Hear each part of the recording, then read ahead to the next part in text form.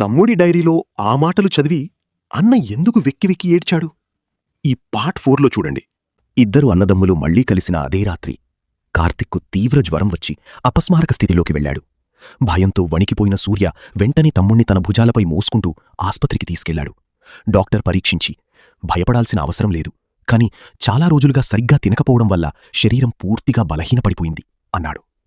ఆ మాట విన్న సూర్యకు ప్రాణం పోయినంత పనయింది. తమ్ముడి బట్టలు తీసుకురావడానికి హాస్టల్కి వచ్చిన సూర్య వస్తువులు సర్దుతుండగా ఒక చిన్న డైరీ కనిపించింది. అందులో కార్తిక్ ఇలా రాశాడు: అమ్మా, అన్నయ్య నన్ను అపార్థం చేసుకున్నా పర్వాలేదు, ఆయన సంతోషంగా ఉండాలి. నాకు ఆ ఇల్లు కంటే నా అన్నయ్య ముఖంలో నవ్వే ముఖ్యం. తన వల్లే తమ్ముడు పస్తులున్నాడని అర్థమైన సూర్య డైరీని పట్టుకుని వెక్కి వెక్కి ఏడ్చాడు. ఆ సమయంలో సూర్య చేతిలో వణుకుతున్న డైరీలోంచి ఒక చిన్న పాత కవర్ కింద పడింది. దానిపై ఇలా రాసి ఉంది: ఇది మీ ఇద్దరూ కలిసి మాత్రమే తెరవాలి. ఆ కవర్ తీసుకుని సూర్య షాక్లో చూశాడు. ఆ కవర్లో ఏముందో, కథ ముగింపు ఏంటో పార్ట్ 5లో చూడండి. ఇలాంటి మరిన్ని కథల కోసం క్విక్ స్టోరీస్ తెలుగు ఛానల్ను సబ్స్క్రైబ్ చేసుకోండి.